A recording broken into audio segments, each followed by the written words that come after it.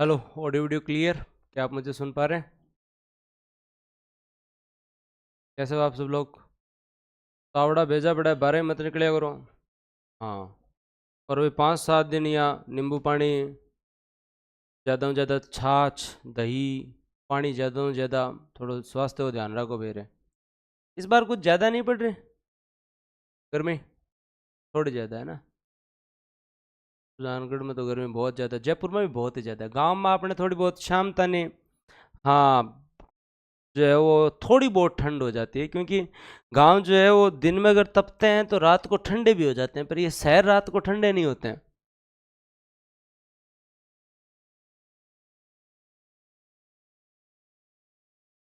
शहर जो है वो रात को ठंडे नहीं होते हैं, तो ये अपने आप में एक चैलेंज है। आज हम 3 टॉपिक पढ़ेंगे: हरित क्रांति, श्वेत क्रांति और मत्स्य पर। हाँ, एक रिक्वेस्ट है, बताओ। हाँ, तो जयपुर की तो रात ही बहुत खतरनाक है, चारों तरफ सीमेंट ही सीमेंट, सीमेंट ही सीमेंट। हाँ। ओके। तो अभी मतलब जो मैच है उस दिन तो 9:30 बजे मुश्किल है, तो संडे को अपन 2 क्लास एक्स्ट्रा रख लेंगे, संडे सैटरडे, है ना? और उसके बाद में रेगुलर चलनी है। अब मोटा मोटी मैं एकदम सही हूँ। A4 साइज में जो है वो इकोनॉमिक्स, आज मैंने पूरा बैठ के जो है ना एग्रीकल्चर सेक्टर तुम्हारा पूरा तैयार करवा दिया है। तो अब एग्रीकल्चर सेक्टर बढ़िया तैयार हो गया और शानदार फॉर्मेटिंग हो गई है, तो आपको टेंशन लेने की ज़रूरत नहीं है। मैं कल तक एग्रीकल्चर एग्रीकल्चर आपका अपलोड करवा दूंगा, जिसको आप पढ़ते रहना। 10 एक दिन एग्रीकल्चर चलेगा, है ना? कल RCB हार गई तो क्या आपने कहीं टेंशन? आपने तो राजस्थान रॉयल जीत गई ना। तो अब हम ज़्यादा बात नहीं करते हैं, पढ़ाई पे फोकस रखते हैं और बात स्टार्ट करते हैं कि हमारे यहाँ पे हम लोगों ने जो है वो 2-3 चीज़ें पढ़ी थी, और उन 2-3 चीज़ों के बारे में थोड़ी सी चर्चा कर लेते हैं कि एग्रीकल्चर के अंदर जो है वो कृषि का महत्व हम लोगों ने पढ़ना स्टार्ट किया था। और कृषि का महत्व अब तुम्हें एकदम इस तरीके से, जो उस दिन डिमांड थी ना। हाँ सर, सुबह 8 से 6 बजे तक क्लास चल रही है, थोड़ा रेस्ट मिल जाए तो ठीक रहे। मैं तो सोचा तुम लोग और बोलोगे और ज़्यादा क्लास लगाओ। चलो भाई, रेस्ट दे देंगे, मैं मना थोड़ी कर रहा हूँ। मैं जाऊँ फिर रेस्ट कर लूँ, और तो क्या करें। अब जो उस दिन मैंने पढ़ाया था तो बहुत सारों ने कहा कि सर ऐसे दो, तो इसलिए मैंने तुम्हारे इस पूरे सब्जेक्ट को थोड़ा ऐसे कवर करवा दिया, जिसमें नोट्स विथ शॉर्ट नोट्स। ये सही है? ये सही है ना? Notes with short notes. अब याद रह जाएगा कि जीडीपी में योगदान जो है वो बहुत शानदार जा रहा है एग्रीकल्चर का। रोजगार में भी योगदान है, निर्यात भी हम $53 बिलियन का अच्छा कर रहे हैं। खाद्यान्न उत्पादन भी जो है वो हम 323 जो है वो दोस्तों मिलियन टन का अच्छा कर रहे हैं। और उसके साथ साथ फूड सिक्योरिटी भी सुनिश्चित होती है। उद्योग के लिए कच्चा माल भी उपलब्ध हो रहा है, गरीबी उन्मूलन भी हो रहा है, ग्रामीण अर्थव्यवस्था की भी बैकबोन है रूरल इकोनॉमी के लिए। और इससे सोशल स्टेबिलिटी भी आ रही है, इन्वायरमेंटल स्टेबिलिटी भी आ रही है, और ऊर्जा के स्रोत के रूप में बायो एनर्जी जो है वो डेवलप हो रही है। ये सबको एकदम क्लियर हो गया था? हाँ, इको चलेगा, मैं नहीं पढ़ाऊंगा तो फिर बाद में कैसे काम चलेगा। हाँ। ओके। और मैं जो है वो मैं बहुत जल्दी कुछ चीज़ें और स्टार्ट करने वाला हूँ, उनके लिए भी आप लोग तैयार रहे।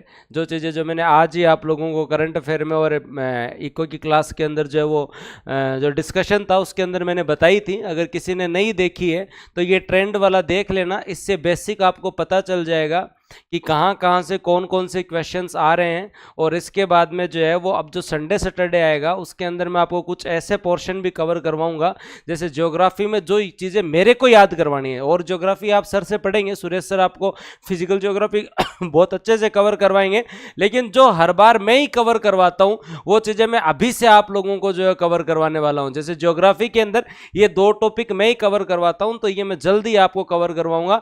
इंडियन ज्योग्राफी में ये 5 टॉपिक मैं ही कवर करवाता हूं, ताकि तुम्हें एकदम कंठस्थ याद हो जाए ये 5 टॉपिक। उसी तरीके से राजस्थान ज्योग्राफी के अंदर ये जो आपके टॉपिक है: प्रमुख फसल, प्रमुख उद्योग, सिंचाई, जनसंख्या, खनिज, ऊर्जा, जैव विविधता और पर्यटन स्थल, ये आगे वाले 7 टॉपिक मैं ही करवाता हूं। तो ये टॉपिक मैं आपको जल्दी से जल्दी करवाऊंगा, ताकि जो जो चीजें मेरे को करवाना है वो, हाँ। अभी तो कुछ पढ़ा ही नहीं है प्रिय, क्लास ही स्टार्ट हुई है। अब तो एग्रीकल्चर चलेगा 10 एक दिन, तो याद करवाना है और रट्टा भी लगाना है, शॉर्ट नोट्स भी बनाने हैं। तो ऐसा नहीं है कि मैं आपके इको तक ही सीमित हूं, पॉलिटी में और सारी चीजें हम करते रहेंगे, लेकिन ये आयोग, संविधान संशोधन और जो है वो आपका सुप्रीम कोर्ट, इसको जल्दी करेंगे। ये आयोग मैं आपको पहले कवर करवाऊंगा, ताकि जो है वो राजस्थान में भी सेम ही ये आपकी प्रशासनिक व्यवस्था और ये सारी चीजें जो है वो हम पहले कवर करवाऊंगा, ठीक है। तो इसको हम लोग जो है वो इंप्लीमेंट करेंगे।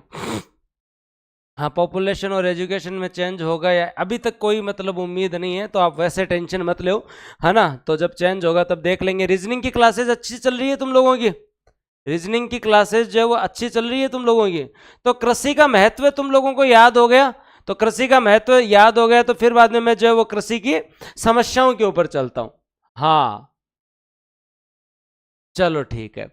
तो अब जो है वो, हाँ, तो ये इंटरलिंक करना। अब देखो समस्याओं के अंदर भी है ना, ऐसे पता होना चाहिए, याद करना है लेकिन रट्टा नहीं लगाना है कि भी देखो एक तो मानसून आधारित है, तो वैसे ही जुए पे लगी हुई एग्रीकल्चर, फिर सिंचाई की सुविधा का भी जो है वो अभाव है, फिर ऊपर से किसान पढ़ा लिखा नहीं है, उन्नत बीज नहीं है, कीटनाशक और उर्वरक का सही उपयोग नहीं हो रहा, उसके साथ साथ भूमि का जो है वो क्षरण हो रहा है, उसके साथ साथ कीटनाशक में प्रतिरोधक क्षमता डेवलप हो रही है, उसके साथ साथ पैसा नहीं है, ऊपर से कर्जा है, और जो यंत्रीकरण का अभाव है, कम अभाव है, जोत का आकार घटता जा रहा है, विपणन प्रणाली अच्छी नहीं है, प्रच्छन्न एवं मौसमी बेरोजगारी की समस्या है, जलवायु परिवर्तन की समस्या है। क्या है?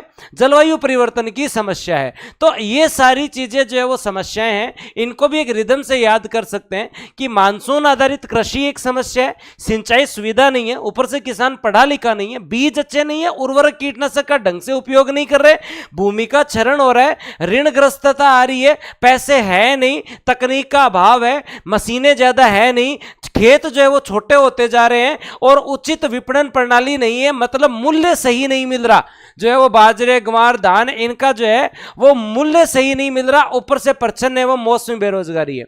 लिखोगे बढ़िया तरीके से? पक्की बात? तो ये सब मैंने पढ़ा दिया था, ये मैं अब आपको रिवीजन करवा चुका हूं, और अब मैं जो है वो स्टार्ट कर रहा हूं दोस्तों आपके यहां पे दो सबसे इंपॉर्टेंट चीज, तीन, अगर तुम लोग आज मेरे साथ साथ अगर ढंग से दो तो मैं तुम लोगों को याद करवा दूं बढ़िया तरीके से। और वो क्या अपन याद करेंगे? एक आज ब्लू है पानी, पानी किसने बताया था? हनी सिंह ने। हाँ तो आज, हाँ, इनमें से क्वेश्चन आ तो बाहर नहीं जाएंगे सर, इसमें से क्वेश्चन आ तो जाएंगे ना सर? अरे वाह यार, तो तकड़े पर। Okay Guman Singh ji, thank you thank you. हाँ सॉरी राधा जी, ये तो मतलब कोई क्वेश्चन ही नहीं हुआ है ना। ये तो वो बात है कि मतलब कोई आदमी अगर पिच समझे ही नहीं तो जाके बैटिंग कैसे करे, हैं? तो हर चीज की अपनी महत्वपूर्णता होती है। तो बेसिक अगर इकोनॉमी के अंदर आपको यही नहीं पता होगा कि एग्रीकल्चर प्राइमरी सेक्टर है, इसके 4 सब सेक्टर हैं, जिसमें फसल, वानिकी, मत्स्य पालन, पशुपालन है, और इसके अंदर जो इसका ये महत्व है, ये समस्या है, जब हमें पता ही नहीं चलेगा, मतलब अगर तुम्हें आरएस का सिलेबस ही पता नहीं हो तो तुम प्री मेंस कैसे कवर करोगे? तो ये तो वही बात होगी, ये तो वही बात होगी। खुशबू जी क्लास के लास्ट में एक बार रुको, पहले मैं ये आपको 3 क्रांतियां याद करवा दूं, है ना। तुम इतना पढ़ लो, तुम्हारा क्वेश्चन ही बाहर नहीं जाएगा। कितनी मतलब शानदार फॉर्मेटिंग, फोटो वोटो लगा के मजा आ रहा है, और क्या चाहिए। अब 3 क्रांतियां हम पढ़ेंगे एनी हाउ, चाहे 11 बजे 11:30 बजे, मेरे को कोई फर्क नहीं पड़ता, आप लोगों को पढ़ना पड़ेगा। 3 क्रांतियां आप लोगों को जो है पढ़नी पड़ेगी। कौन सी? नीली क्रांति, श्वेत क्रांति और हरित क्रांति। कोई बोला गुरुजी सिलेबस में लिखेड़ी, यहाँ कृषि के अंदर ही जो मत्स्य पालन होता है, कृषि के अंदर ही जो है वो दोस्तों हरित क्रांति होती है, और उसी में श्वेत क्रांति होती है। अब याद रखना आप लोगों को, मत्स्य पालन से संबंधित जो क्रांति है उसे हम जो है वो ब्लू रिवोल्यूशन कहते हैं। क्या बोलते हैं दोस्तों? ब्लू रिवोल्यूशन कहते हैं। भारत में मत्स्य अधिनियम 1897 में आया था, और उससे हम मत्स्य पालन को बढ़ावा दे रहे हैं। पहली पंचवर्षीय योजना में भी हमने मत्स्य पालन की बात कही थी, पहली पंचवर्षीय योजना में भी हमने मत्स्य पालन की बात कही थी। मतलब एक सिस्टमेटिक रूप से देखें तो भारत में मत्स्य पालन जो है वो टाइम से चल रहा है। मत्स्य अधिनियम भी था, फर्स्ट 5 ईयर प्लान में भी हमने बात कही। लेकिन एक क्वेश्चन आता है, हरित क्रांति का जनक तो तुम हाथों हाथ बता देते हो, कल को कोई तुम्हें मत्स्य क्रांति या नीली क्रांति का जनक पूछ ले तो ये याद रखें दोस्तों, आप लोगों को याद रखना है। और वो क्या याद रखना है कि जो है वो मत्स्य पालन क्षेत्र में, ये अशोक जी 200 दिया कहना है कि सर पॉलिटी की पीडीएफ पहले ही वाली तो उपलब्ध है ही, अगर आप मैं क्लास स्टार्ट करूं तब तक रुक जाएं तब आपको अपडेटेड मिल जाएगी। अगर पुरानी चाहिए तो मैं एक बार वापस टीम को बोल दूंगा पुराने वाले से पढ़ लो, भले जो आपको सूटेबल लगे, एज यू विश। मैं पुराने वाली कल सुबह अपलोड करवा दूंगा, और अगर नई में आपको मेरे साथ रहना है तो नई जो है वो मैं 1 तारीख से स्टार्ट करूंगा इंडियन पॉलिटी, उस समय आप मेरे साथ रह सकते हैं। 1 तारीख से आपके 2 जो है वो क्लासेस हो जाएंगी। क्या याद रखना है, मत्स्य पालन में 7वीं पंचवर्षीय योजना में भारत में जो है वो मत्स्य पालन स्टार्ट हुआ, नीली क्रांति स्टार्ट हुई। मत्स्य पालन तो पहले से स्टार्ट था, नीली क्रांति। यहां से एक क्वेश्चन, पहला प्रश्न बनता है, इंपॉर्टेंट लगा लेना भाई, सबसे इंपॉर्टेंट है कि भारत में कौन से पंचवर्षीय योजना से, सर क्या राजस्थान में फिशिंग पॉसिबल है? दीपक जी मार्टिन देख लो, पॉसिबल तो मार नाने रगमान चारों तरफ है, चारों तरफ जो है वो मत्स्य पालन ही हो रहे। चूरूम तो मत्स्य पालन को केंद्र और खुल गयो, अरे खारे पानी में तो मछली हुआ है। हमारे तो मतलब नानेरो को नाम है फिरासा भुकरेडी चारणवासी, इतने ज्यादा मत्स्य पालन हो रहा है, क्या पूछे बात। और तो फिश टिक्का तक चल लग गया आजकल फतेहपुर रतनगढ़ गान तो खारे पानी में तो बहुत ज्यादा है। तो मैं कभी बताऊंगा मेरे ननिहाल की कहानी, मतलब जब से हमारे ननिहाल में जो है वो मत्स्य पालन स्टार्ट हुआ है ना, तब तो सगा समदीर सा आ गया मारना नेरा। मैं तो शुद्ध गांव भोड़ा लोग है, फिर भी जनता जो है वो आ जाऊ सार बैठ गया, चाहे कोई मौसी वाला हो, चाहे भुआड़ा हो, चाहे मामाड़ा हो, सगा से फिर ही आ गया। हरियाणा तनी तन रिश्तेदारी है ना, बेबी आ गया। तो मत्स्य पालन तो पॉसिबल है ही यार, कैसे नहीं है। अब इधर देव ध्यान, यहाँ पे 7वीं पंचवर्षीय योजना, कौन सा याद रखना, 7वीं पंचवर्षीय योजना में स्टार्ट हुआ। डॉक्टर हीरालाल चौधरी और डॉक्टर कृष्णन अरुण जो है, इन्होंने नीली क्रांति को प्रारंभ किया। ये 2 नाम याद रख लेना। इन दोनों को ब्लू रिवॉल्यूशन का जनक कहा जाता है, इन दोनों को ब्लू रिवॉल्यूशन का जो है वो जनक कहा जाता है। अब ये ऐसे क्वेश्चन जनरली जब बनते हैं तो हम याद करते हैं हरित क्रांति का जनक भारत में MS स्वामीनाथन थे, पढ़ते हैं अपन, विश्व में नॉर्मन ई बोर्ड लोग थे, लेकिन इनका नाम याद नहीं करते हैं। तो इनका नाम याद रखना है कि नीली क्रांति मत्स्य पालन से संबंधित है। 5 आप जो है वो 7वीं पंचवर्षीय योजना में नीली क्रांति प्रारंभ हुई। हीरालाल चौधरी और कृष्ण अरुणन जो है the father of blue revolution कहलाते हैं। लिखो एक बार कमेंट सेक्शन में, सभी लिखें हाँ, कृष्णन अरुण और हीरालाल चौधरी, कृष्णन अरुण और हीरालाल चौधरी। किस किस को याद हो गया? फिर सरकार को लगा कि यार इतना अच्छा काम हो ही रहा है तो दोस्तों जो है वो आप लोगों को याद रखना पड़ेगा। हाँ मदन जी मैं क्लास में हूं।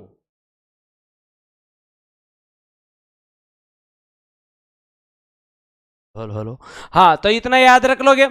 फिर जब गवर्नमेंट को लगा कि जो वो इतना अच्छा काम चल रहा है, जब इतने बेहतर तरीके से जो है वो मत्स्य पालन हो रहा है, तो क्या इनको हमें अलग से एक जो है वो नहीं देना चाहिए क्या? एक अलग से मंत्रालय नहीं देना चाहिए? पहले तो कृषि के अंदर ही सब कुछ हो रहा था, लेकिन जब इतना अच्छा काम चल रहा है तो अलग से मंत्रालय होना चाहिए ना।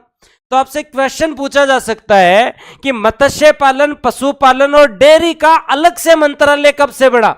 ये मोदी जी ने स्टार्ट किया है। जून 2019 में इनकी अलग से मिनिस्ट्री होगी, जून 2019 से इनकी अलग से मिनिस्ट्री होगी, मंत्रालय अलग कर दिया गया। पहले कृषि के साथ इनको रखते थे, लेकिन कहा अब इनके ऊपर ज्यादा फोकस करना है, हमें मत्स्य पालन, पशुपालन, डेयरी, इन पे जो है वो ज्यादा फोकस करना। और अगर ज्यादा फोकस करना है तो भाई साहब आप लोगों को ये याद रखना पड़ेगा कि जो है वो अलग से इनका मंत्रालय भी 2019 में, ऐसे प्रश्न जनरली पूछ लिए जाते हैं। तो कहां से चले हम कि 7वीं पंचवर्षीय योजना में स्टार्ट हुई। हीरालाल चौधरी, डॉक्टर कृष्ण अरुणन जो है वो फादर ऑफ ब्लू रिवॉल्यूशन कहलाते हैं, और मत्स्य पालन जो है वो दोस्तों ये। अब यहां कुछ तथ्य बनते हैं, यहां कुछ जो है वो मत्स्य पालन के जो है वो कुछ तथ्य बनते हैं, और क्लास को कंटिन्यू रखते हैं, याद करते हैं। और क्या तथ्य बनते हैं ये आप लोगों को याद रखना पड़ेगा कि भारत जो है वो 3रा सबसे बड़ा मत्स्य उत्पादक है। याद रखें, भारत 3रा सबसे बड़ा मत्स्य उत्पादक है, एक तो ये चीज याद रखें। हाँ अब कई बोलेंगे सर ये इस साल का डाटा है क्या? ये पिछले साल का डाटा है, जनरली यही डाटा रहता है। अब 16.25 MMT के जगह 17 हो जाएगा ज्यादा से ज्यादा। हमें डाटा पे नहीं जाना है, अपने को थोड़ी थोड़ी बातें याद करनी है, समझ में आना है।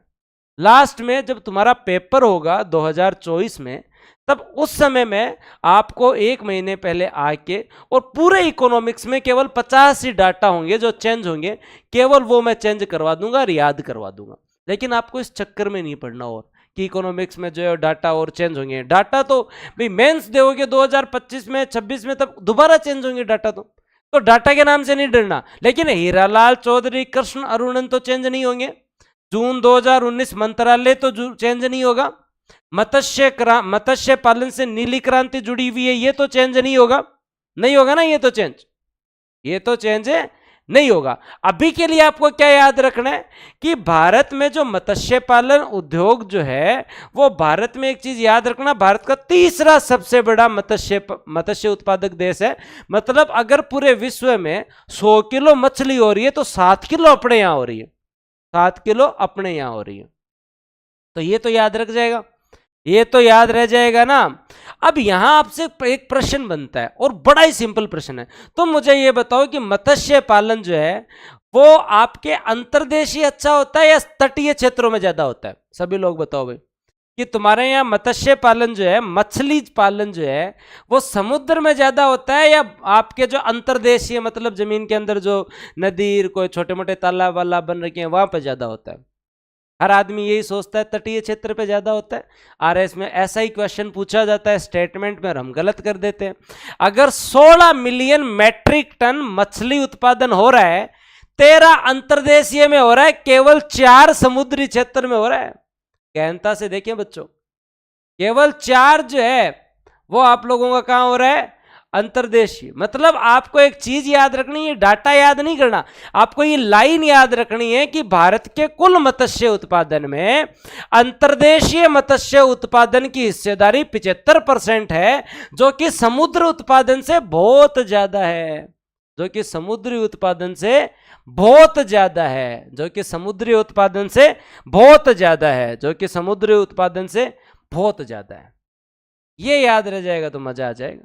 ये बात समझने वाली थी, क्योंकि देखने में ऐसा लगता है कि कोस्टल एरिया में मत्स्य पालन ज्यादा हो रहा है, लेकिन कोस्टल एरिया में तो 25% ही हो रहा है। आपके तालाब में, झील में, बांध में, नदियों में, वहां पे ज्यादा हो रहा है, वहां पे मत्स्य उत्पादन ज्यादा हो रहा है। ये चीज हमेशा याद रखनी है। हाँ, पूरी फिल्म चेंज हो गई कैसे? आज तक तो समुद्री लग रहा था, ऐसा प्रश्न गलत नहीं करना। एक याद रखना है कि भारत की पूरी जीडीपी जो है, भारत की पूरी जीडीपी, इसमें तो मत्स्य पालन का योगदान मोटा मोटी कितना है? 1%। मतलब 100 रुपया मुंह 1 रुपए की कमाई खटाऊ है मत्स्य पालन में। 100 रुपए में से, हाँ बहुत ज्यादा पश्चिम बंगाल में जो है वो झींगा होता है, हाँ बहुत होता है। अब इधर देखो 1% कहां से होता है? मोटा मोटी 1%, 1.09%, ठीक है।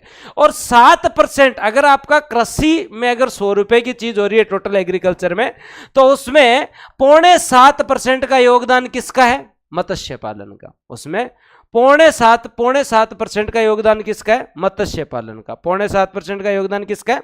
मत्स्य पालन का। बस इतनी बात याद करना। अब मत्स्य पालन के बारे में अगर हम लोग 2-4 बात याद और करवाऊं तो कर लो, इससे ज़्यादा आप लोगों को कोई बात याद करने की जरूरत नहीं है। आप तो बस इतनी सी बात याद रखो। क्या बात याद रखनी है? बात याद ये रखनी है कि 7वीं पंचवर्षीय योजना से मत्स्य पालन स्टार्ट हुआ।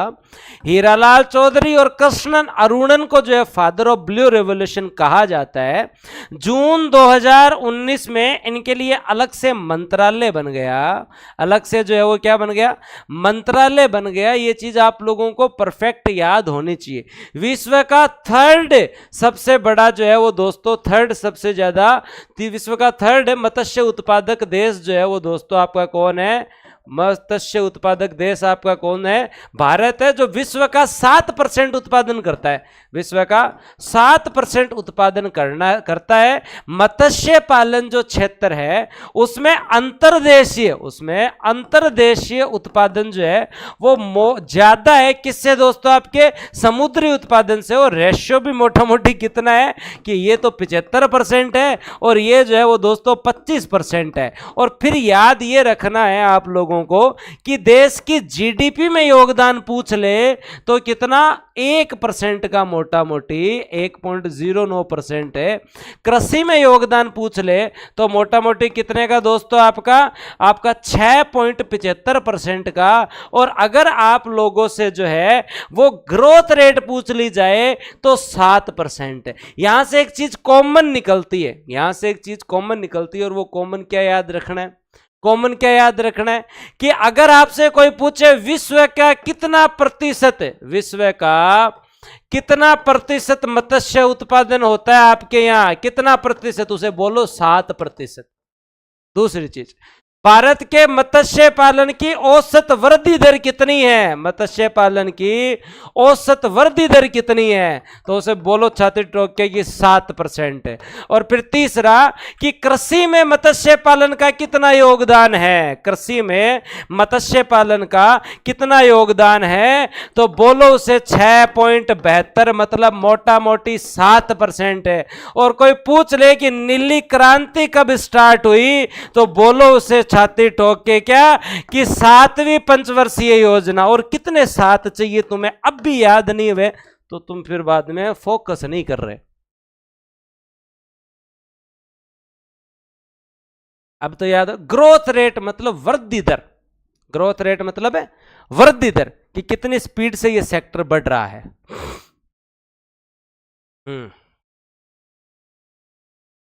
याद रह जाएगा, 2 योजना याद कर लो, फिर आपका एक क्रांति कंप्लीट है, फिर दूसरी क्रांति पे चलते हैं, श्वेत क्रांति पे।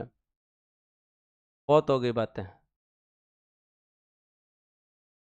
वो आप वर्ल्ड इकोनॉमी पढ़ो तो पढ़ लेना, आपको जरूरत नहीं है अपने को अपना अपना याद रखना। ऐसे तो हर सेक्टर में आप खनिज में लग जाओगे, आप फसल में लग जाओगे तो बावड़े हो जाओगे, किसका क्या है, इको सर्वे के अनुसार। अब याद रह जाएगा, 2 योजना और याद कर लो, फिर ये टॉपिक कंप्लीट करता हूं। एक प्रधानमंत्री मत्स्य संपदा योजना, एक प्रधानमंत्री मत्स्य संपदा योजना, मत्स्य पालन में सब आते हैं, मत्स्य पालन में समुद्र के अंदर चाहे झींगा वे मछलियां भी बहुत प्रकार की वैसा है भी के अंदर, है ना, आए बात समझ में। ओके, अब इधर देखो, हाँ आपका ये क्वेश्चन सीटी के अंदर भी है। अब 2 योजना और याद रखनी है। हमारे यहाँ एक किसान संपदा योजना चलती है, पहले उसको समझिए। किसान संपदा योजना का मतलब है खाद्य प्रसंस्करण उद्योग को बढ़ावा देना, फूड प्रोसेसिंग इंडस्ट्री को बढ़ावा देना। इसका मतलब क्या होता है, फूड प्रोसेसिंग इंडस्ट्री का मतलब ये होता है कि जो तुम लोगों ने देखा क्या कि आपके यहाँ पे जो है वो टमाटर है, अगर उसे सॉस में बदल दिया जाए तो क्या फूड प्रोसेसिंग, तो उसे हम क्या बोलते हैं, फूड प्रोसेसिंग। केरी को अचार बना दिया, या बेसन का पापड़ बना दिया, या सांगरी जो है वो, या सांगरी केरिया को अगर अचार बना दिया, या सांगरी सुखा दिया, तो वो क्या, फूड प्रोसेसिंग। आई बात समझ में। फूड प्रोसेसिंग का मतलब होता है किसी भी प्रोडक्ट की जीवन अवधि और गुणवत्ता को अगर बढ़ा दिया जाए। फोकस ऑन द, हाँ आप देखो पुराना इको सर्वे कुछ ही नहीं है अपर्णा जी, फिर एक बार बता देता हूं, दोबारा नहीं बताऊंगा, ठीक है। कितना ही बदलाव नहीं होगा, पूरे इकोनॉमिक्स में केवल और केवल जो है वो 50 डाटा का बदलाव होगा। जब तुम्हें ना तो ई पता, ना सी पता, ना ओ पता, ना एन पता, तो मेरे ऊपर छोड़ो ना जिम्मेदारी, या तो मेरे अनुसार पढ़ लो, नहीं फिर मैं 3 महीने रुक जाता हूँ, तुम्हारा इको सर्वे आ जाता है तब पढ़ा दूंगा, और वो 3 महीने के जस्ट 6 महीने बाद में वापस आ जाएगा अगली फरवरी में, तब पढ़ा दूंगा। तो क्या तुम हर बार अलग अलग पढ़ोगे?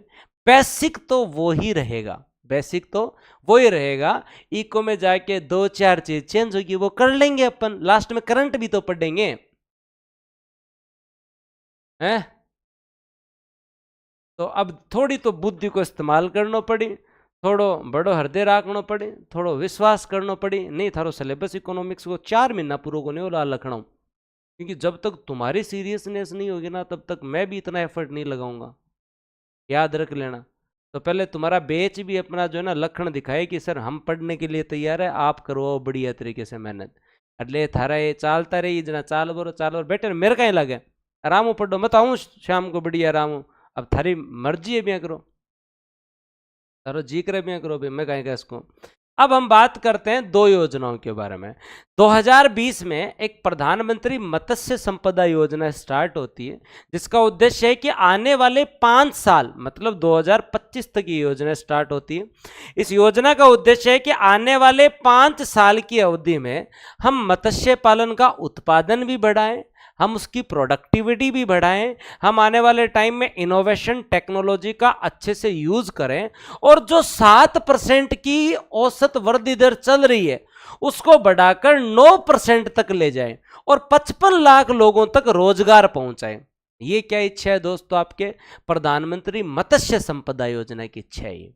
क्या है दोस्तों? आपके प्रधानमंत्री मत्स्य संपदा योजना की इच्छा है। अजय जी का कहना है कि सर 2-5 लोग हमेशा ही ऐसे कमेंट करते रहते हैं। देखो, हक है इनका, इन्होंने कोर्स लिया है तो हमें इनका जवाब देना चाहिए।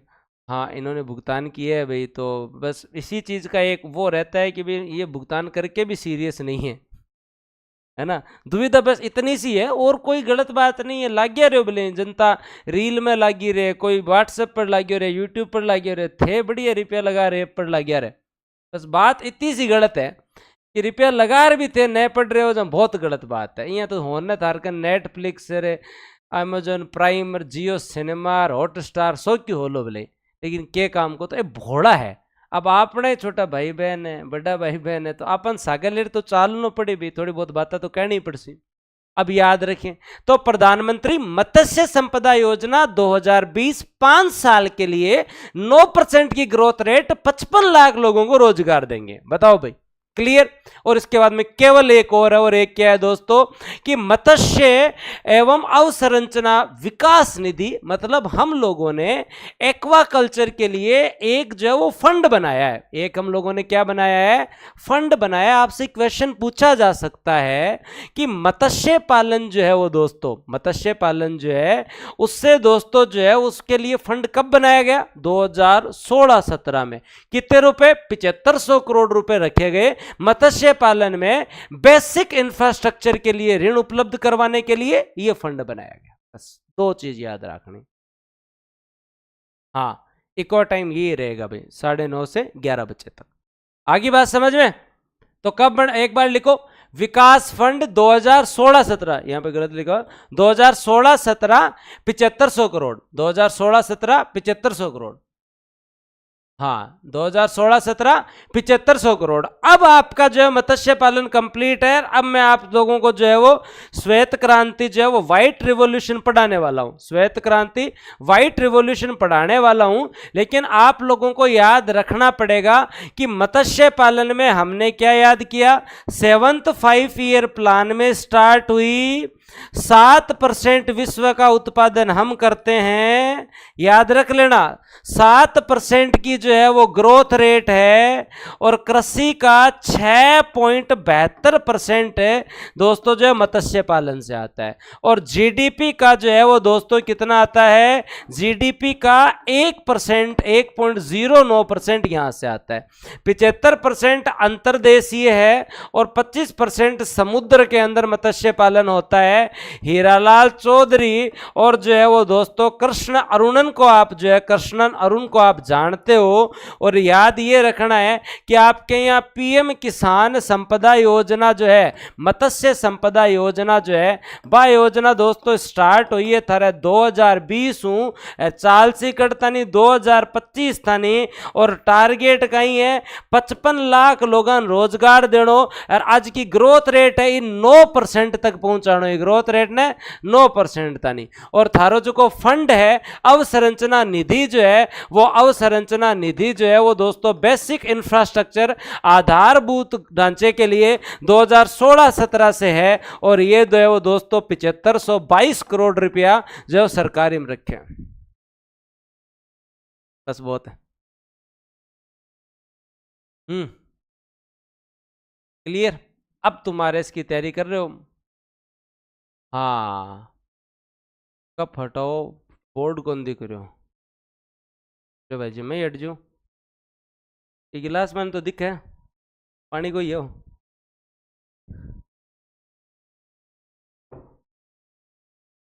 हाँ, डाउट हो तो आराम हो पूछो बोले, कोई समस्या को नहीं। अब कोई डाउट हो तो पूछ सको, मैं 2 मिनट टॉपिक करवा दी भी, बाद में डाउट में 2 दिन या मजो आवे।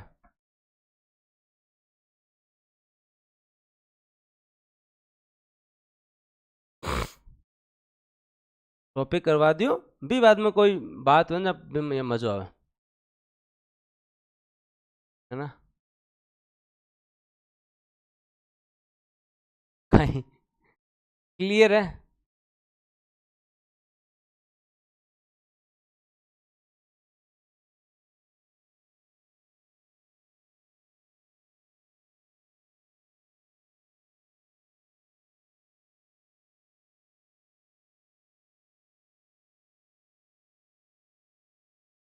और बताओ।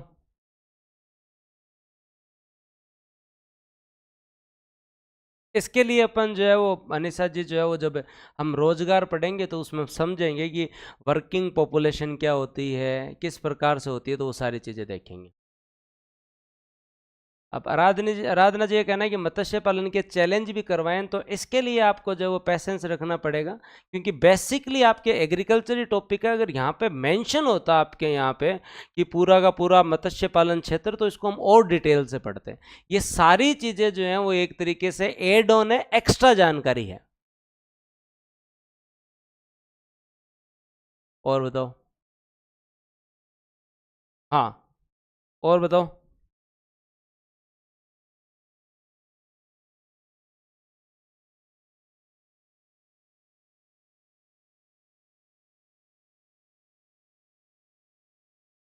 डन, चलो आगे। आनंद की अनुभूति हो रही है? श्योर।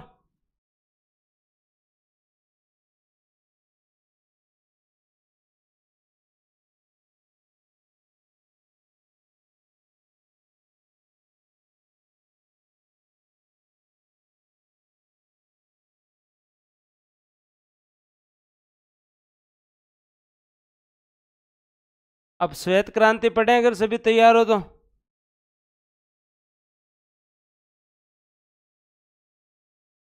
हाँ, अब इसे बढ़ा भी दिया गया, जो आपकी फंड जो है वो इसे बढ़ा भी दिया गया, 2023-24 से आगे और बढ़ा दिया गया। हाँ,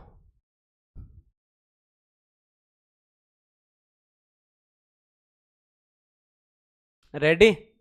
थोड़ा क्लियर करो बैकग्राउंड, एकदम क्लियर है, इससे ज्यादा नहीं हो सकता। सर प्रसंस्करण क्या होता है, तो इसके लिए आप लोगों को केवल और केवल जो है कितने दिन रुकना पड़ेगा? 3-4 दिन रुकना पड़ेगा। 3-4 दिन बाद में जब आप मेरे साथ आगे चलोगे, तो जब आप आगे चलोगे तो पाओगे कि एक अलग से टॉपिक है जो मैं तुम लोगों को कवर करवाऊंगा। तो उसमें तुम लोग ऐसे मेरे से पढ़ोगे कि खाद्य प्रसंस्करण क्या होता है, वो मैं करवाऊंगा नील। वो टॉपिक मैं करवाऊंगा। तो अब तुम्हें पैसेंस तो रखना पड़ेगा। अब तुम चाहो कि भाई एग्रीकल्चर में उद्योग पढ़ लें, एग्रीकल्चर में सब कुछ पढ़ लो, तो जैसे फूड प्रोसेसिंग क्या होती है, उस प्रोसेसिंग का क्या उद्देश्य है, क्या उस फैक्टर्स हैं उस सेक्टर के, उसके साथ साथ जो है वो उसमें क्या चैलेंजेस हैं, क्योंकि ये मेंशन है आपके मेंस के सिलेबस में, बहुत क्वेश्चन आते हैं आजकल। ठीक है। अच्छा, इसको अपडेट करके बाद में जब आपको मिलेगा तब उपलब्ध हो जाएगा, अभी आगे ध्यान दें। हाँ बताओ, उसमें पीएम किसान संपदा योजना क्या है, मेगा फूड पार्क क्या है? जल्दी तो नहीं हो।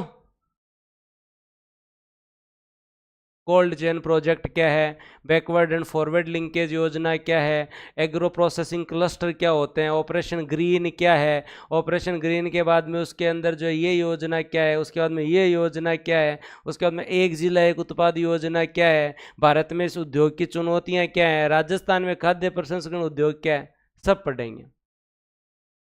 तो मैं पहले दिन से आपको यही समझाना चाह रहा हूँ, या तो मैं तुम्हारे कमेंट देखने अवॉइड कर दूँ तो ज़्यादा जल्दी पढ़ सको आप, ज़्यादा जल्दी सिलेबस कवर कर सको। पहले दिन से एक चीज़ बता रहा हूँ, लास्ट तक जब होगा तब तक कुछ भी डाउट नहीं रहेगा। आप जो इको का कंटेंट पढ़ेंगे, मैं आपको बाकायदा ये बोल सकता हूँ कि आप जो है वो चाहे यूपीएससी की कोचिंग से भी मेंटेन कर लेंगे ना, तो भी अपना कंटेंट आपको इको का ज़्यादा मिलेगा और एकदम सटीक मिलेगा, है ना। और अगर आप जो कहीं पे भी जाके यूट्यूब में राजस्थान में इकोनॉमिक्स की बात करेंगे तो आप किसी से भी पूछ लेना, अगला यही कहेगा कि जहाँ तक है पढ़ रहे हैं तो कि कपिल चौधरी के नोट्स देख लेना। अब इससे ज़्यादा विश्वास जब लोगों ने कर रखा है, अगर फिर भी आप किसी संदेह में हैं, डाउट में हैं, तो फिर आप यहाँ गलत हैं। हाँ, तो थोड़ा सा फिर भी अगर कहीं ई प्रवृत्ति का है कि बन एग्रीकल्चर के टॉपिक में ही भुगतान संतुलन समझना है, एग्रीकल्चर में बैंकिंग समझना है, तो फिर तो भाई साहब जो है वो कोर्स पूरा हो कौन सा है ना। तो अगर आपका क्या विचार है, अगर मैं आप लोगों को रिकॉर्डेड क्लासेस उपलब्ध करवाऊँ तो, क्योंकि आ लखनऊ तो थे पड्डोगन ये दो चार जना जानबूझ भी अगर यहाँ कर रहे हैं तो आप कमेंट सेक्शन में बहुत जल्दी और बहुत ही तत्परता से जो है वो ब्लॉक हो जाएंगे। ये आपके लखनऊ का परिचय है।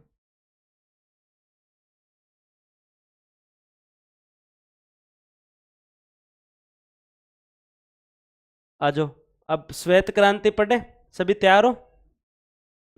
और आज आपके सहयोग से केवल दो ही क्रांतियाँ हो पाएंगी, क्योंकि आप सब बहुत क्रांतिकारी लोग हैं और इस स्पीड से चलेंगे तो दो ही क्रांतियाँ होंगी, है ना।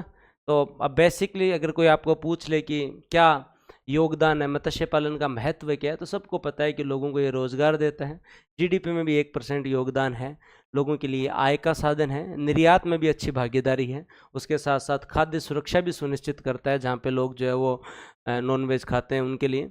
कृषि क्षेत्र में बाहर की कमी आती है, एग्रीकल्चर पे ज़्यादा डिपेंडेंसी नहीं बढ़ती, एक दूसरा सेक्टर भी अच्छा डेवलप करना चाहिए, प्रोसेसिंग भी अच्छी चल रही है और पर्यावरण संरक्षण में भी पूरा योगदान है। ठीक है, अब हम बात करते हैं श्वेत क्रांति के बारे में। व्हाइट रिवॉल्यूशन क्या है, व्हाइट रिवॉल्यूशन के बारे में हम लोग जो है वो बात करते हैं।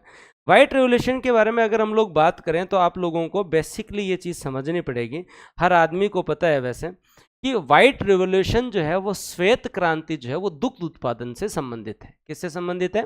दुग्ध उत्पादन से संबंधित है, और इसको एकदम डिटेल में याद करेंगे। अगर हम लोग व्हाइट रिवॉल्यूशन के बारे में बात करें, श्वेत क्रांति के बारे में बात करें, तो भारत के विकास में इस क्रांति का इतना योगदान है कि आज भारत विश्व का सबसे बड़ा दुग्ध उत्पादक देश है। अपने से ज्यादा दूध कहीं नहीं होता, अपने से ज्यादा दूध कहीं नहीं होता, भारत एक नंबर पे है, और भारत में एक नंबर पे राजस्थान है। भारत में एक नंबर पे कौन है? राजस्थान है। और पूरे विश्व का 24% दुग्ध उत्पादन हम करते हैं। मतलब अगर पूरे विश्व में 100 किलो दूध अगर हो रहे हैं तो भी 24 किलो आपने हो रहे हैं, अभी ज्यादा क्या उसके। तो ये जो श्वेत क्रांति है, दूध होना अपने आप में ठीक है, हम पशुपालन अच्छा कर रहे हैं, ये अच्छी बात है, लेकिन उसे महानगरों तक पहुंचाना, शहर के लोगों तक जो है वो आपके यहाँ मिल्क की अवेलेबिलिटी इंश्योर करने के अंदर सबसे बड़ा योगदान है। सबसे बड़ा योगदान जो है वो श्वेत क्रांति का है, क्योंकि पहले किसी ने कुछ सोचा ही नहीं था कि इस तरीके से जो है वो सहकारी संस्थाएं खुलेंगी, गांव के अंदर जो है वो दोस्तों दूध जो है वो इकट्ठा करके गांव में एक डेयरी होगी, वहाँ लोग जो है उसका जो है वो वहाँ जाकर उसके अंदर जो है उसको दूध को अपन मशीन में डालेंगे, और उसके बाद में उसका कितना फेट आ रहा है उसके आधार पर जो अगले को पैसे मिलेंगे, ये कभी सोचा ही नहीं गया था। आज गांवों तक जो है वो आरसीडीएफ वाले, सरस वालों ने, चाहे अमूल वालों ने, चाहे लोटस वालों ने डेयरियां खोल दी हैं, गांवों से दूध इकट्ठा किया जा रहा है। पशुपालक जो है, किसान जो है वो अपने यहाँ 8 किलो दूध हो रहा है तो 4 किलो जाके डेयरी में दे रहा है, डेयरी में मशीन लगी हुई है जो बाद में दोस्तों फैट नापती है और आपको भुगतान हो जाता है 1 महीने में। उसके बाद में वो दूध इकट्ठा करके जिला डेयरी में जा रहा है, जिला डेयरी में इकट्ठा होकर फिर बाद में वो आपके जो है राज्य के अंदर जो है वो सरस है, मतलब RCDF, Rajasthan cooperative dairy federation, वहां आ रहा है, वहां फिर उस दूध से जो है वो दूध अलग निकल रहा है, छाछ अलग बनाई जा रही है, दही सरस का अलग आ रहा है, उसके साथ चीज बन रही है, पनीर बन रहा है दोस्तों, बटर बन रहा है, उसके साथ साथ दोस्तों जो है वो बहुत सारे श्रीखंड, कितने कितने तगड़े उत्पाद आ रहे हैं, नमकीन लस्सी मिल रही है आपको, और फिर बाद में अच्छा घी मिल रहा है। तो रूरल, अगर आप माने कि बिना श्वेत क्रांति जयपुर, दिल्ली, बंबई, इनके क्या हालात होते, इनके क्या हालात। हाँ, अब देखो मोहित भोड़ो है, ज्यादा शहर को भी नहीं होना चाहिए कि गुरुजी फेट का क्या बनता है। फेट मतलब उसकी जो है वो क्वालिटी कैसी है, उस आधार पे पैसा मिलता है ना। कोई शहर का हो तो उसे मतलब इतना नहीं पता होगा, गांव का हो तो उसे पता है कि अपन जब दूध लेके जाते हैं ना तो ये तो कोई पानी मिला लीजिए, अबे बटी मशीन लगाई लगा रखी है, जब गाय को दूध वे तो 30-35 रुपये भाव बैठे, 40-45-50 तनी बैठ जा। भैंस को बढ़िया दूध वे जगह तकड़ी मतलब मुर्रा भैंस वे, तकड़ी भैंस वे हरियाणवी नस्ल की, तो वो 80-80-90-90 रुपये तनी जो है वो फेट बैठ जाए।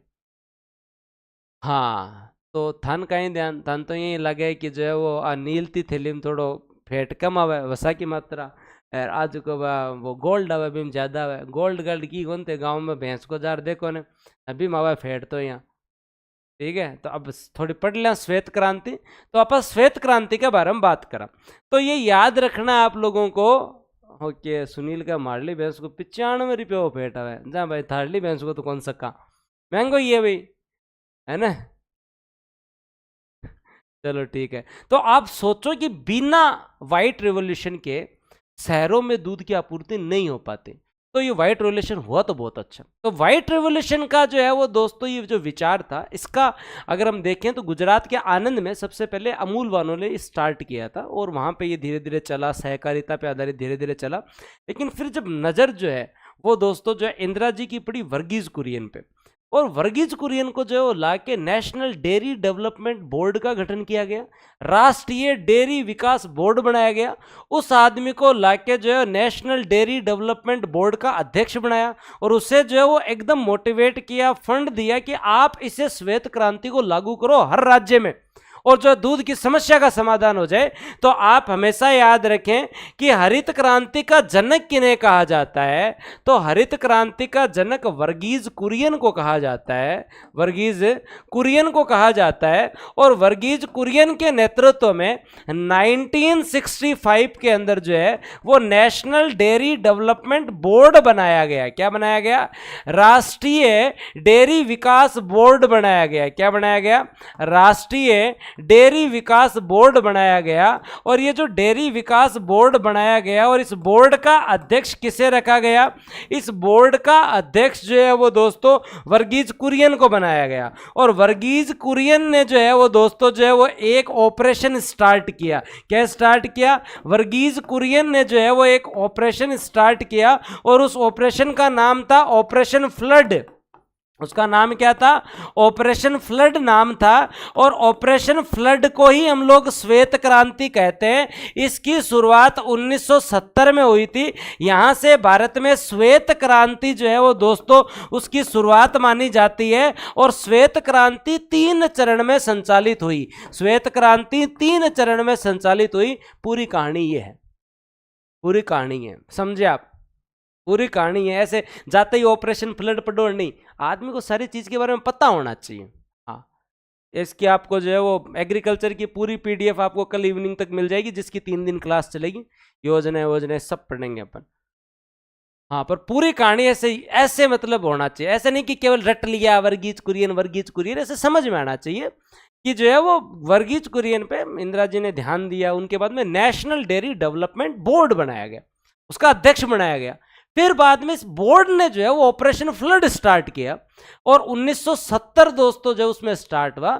और एग्जाम में पता नहीं कितनी बार ऑपरेशन फ्लड पूछ लिया, एग्जाम में कितनी बार नेशनल डेयरी डेवलपमेंट बोर्ड पूछ लिया, और एग्जाम में न जाने कितनी बार जो है वो दोस्तों आप लोगों के यहाँ पे जो है वो ये क्वेश्चन पूछ लिया गया कि भारत में जो है वो श्वेत क्रांति के जनक कौन थे। ये कितने चरण में जो है वो दोस्तों ये हुआ, कितने चरण के अंदर जो है वो ये हुआ। ये हमें याद रखना है, याद रख लोगे? अब एक एक चीज याद करवाता हूं तुम लोगों को। तो श्वेत क्रांति का संबंध डेयरी क्षेत्र से है। इस क्रांति को ऑपरेशन फ्लड के रूप नाम से भी जाना जाता है, याद रखना। 1970 के दशक में भारत को दुग्ध उत्पादन में आत्मनिर्भर बनाने के लिए इसे स्टार्ट किया गया। श्वेत क्रांति का जनक जो है वर्गीज कुरियन है। और दोस्तों भारत जो है वो विश्व में सबसे बड़ा दुग्ध उत्पादक देश है। भारत विश्व में सबसे बड़ा जो है वो दोस्तों उत्पादक देश है। हाँ, कोई नोट नहीं करना है जी, आपको प्योर पीडीएफ मिल जाएगी बढ़िया एकदम रंगीन, टेंशन लेने की जरूरत नहीं है। अब हम बात करते हैं नेशनल डेयरी डेवलपमेंट बोर्ड। 1965 में नेशनल डेयरी डेवलपमेंट बोर्ड की स्थापना हुई। आनंद गुजरात में जो है वो दोस्तों स्थापना हुई। और दोस्तों आप लोगों को ये याद रखना है कि अध्यक्ष जो है वो वर्गीज कुरियन साहब को बनाया गया है। किसको अध्यक्ष बनाया गया? वर्गीज कुरियन साहब को अध्यक्ष बनाया गया। और इनके नेतृत्व में 1970 में इनके नेतृत्व में दोस्तों जो है वो, हाँ सर अगर ऑपरेशन फ्लड किसे कहते हैं ये पूछ ले तो भी हाँ तो बताना ही है। अगला श्वेत क्रांति पूछ ले तो भी ऑपरेशन फ्लड और उसके 3 चरण बताने। अगला ऑपरेशन फ्लड पूछ ले तो भी श्वेत क्रांति जो है वो ये बताना है। अगला आपसे कपिल चौधरी पूछ ले तो भी बूस्टर अकेडमी बतानी है, और बूस्टर अकेडमी पूछ ले तो भी तुम मेरा तो बताओगे ये थोड़ा बहुत है। तो दोनों चीज मतलब जो है वो ऑपरेशन फ्लड है, हाँ, और उसके साथ साथ जो है वो इसी को जो है वो हम श्वेत क्रांति कहते हैं। आगे बात समझ में। तो भारत में दूध के उत्पादन को बढ़ावा देने के लिए, ग्रामीण दुग्ध उत्पादकों को संगठित करने के लिए और शहरों तक दूध को पहुंचाने के लिए 1970 में ऑपरेशन फ्लड स्टार्ट होता है, जिसका उद्देश्य क्या है कि विभिन्न क्षेत्रों में दुग्ध उत्पादकों तक जो है वो एक ग्रिड बनाई जाए, शहरों में उपभोक्ताओं को दूध उपलब्ध करवाओ, बढ़िया सहकारी समितियां बनाओ, उन्हें तकनीकी और वित्तीय सहायता उपलब्ध करवाओ। ऑपरेशन फ्लड के तहत जो है वो गुणवत्ता पे ध्यान दो, दूध के उत्पादन को बनाए रखने के लिए जो है वो क्रॉस ब्रीडिंग को जो है वो बढ़ावा दो, नस्ल सुधार कार्यक्रम पे ध्यान दो, नस्ल सुधार कार्यक्रम पे ध्यान दो। सही बात है, नस्ल सुधार कार्यक्रम पे ध्यान दो। हाँ क्लास जस्ट मतलब जो है आपके 15-20 मिनट और आपको फोकस रखना पड़ेगा, ठीक है। तो 15-20 मिनट में ये टॉपिक आपका कंप्लीट हो जाएगा। तो हम जो है वो श्वेत क्रांति को कंप्लीट करते हैं। तो ये आप लोगों को याद हो गया कि ऑपरेशन फ्लड क्या है, कि भी गांव में जो दूध का उत्पादन हो रहा है उसको शहरों तक पहुंचाओ, सहकारी समिति बनाओ, दूध प्रसंस्करण बढ़िया प्लांट लगाओ, डेयरी वेरी के कोल्ड स्टोरेज लगाओ, क्रॉस ब्रीडिंग मतलब जो है नस्ल सुधार पे ध्यान दो, बढ़िया बढ़िया नस्ल जो है वो उनको तैयार करो और उनसे दूध उत्पादन को बढ़ावा दो। श्वेत क्रांति के 3 चरण थे। पहले चरण है 1970 से 81 तक रहा, जहां केवल मोटा मोटी मुंबई, कलकत्ता, दिल्ली और चेन्नई जैसे महानगरों पे फोकस किया गया कि जो मेट्रो सिटीज है यहां तक जो है वो हम डेयरी जो है वो दूध की खपत को सुनिश्चित करें, उत्पादन बढ़ाएं इनके चारों तरफ और इन मेट्रो सिटीज में दूध उपलब्ध करवाएं। 1970 से 81 तक इन मेट्रो सिटीज पे ही ज्यादा फोकस रखा गया। सेकंड फेज में जो अदर स्टेट थे जैसे कर्नाटक, मध्य प्रदेश, राजस्थान, ऐसे राज्यों में भी डेयरी कार्यक्रमों को बढ़ावा दिया गया। अपने यहाँ पे भी RCDF 77 में खुल गया था, लेकिन मोटा मोटी डेयरी कार्यक्रम हमारे यहाँ 1981 के बाद में बूस्टअप हुए, ठीक है। हैदराबाद में अनुसंधान संस्थान ने रक्षा नामक एक टीके का विकास किया और ये टीका जो है वो मवेशियों की बीमारी को नियंत्रित करता था, वो भी अपने आप में जो दूध उत्पादन को जो बढ़ावा देता था। तो हमें सेकंड फेज के बारे में ये याद रखना है कि 81 से 85 तक जो बड़े स्टेट थे, कर्नाटक, मध्य प्रदेश, राजस्थान के, पहले हमने बड़े महानगरों पे फोकस किया। सेकंड फेज में हम लोगों ने जो है वो दोस्तों किस पे फोकस किया, सेकंड फेज में हम लोगों ने जो बड़े राज्यों पे फोकस किया और 1985 से सन 2000 तक हमने फिर बचे हुए सभी राज्यों पे फोकस करके सहकारी क्षेत्र को बढ़ावा दिया। बस इतनी सी बात, और क्या, और मतलब क्या याद करें आदमी, इतनी याद करें, इतनी सी बात है।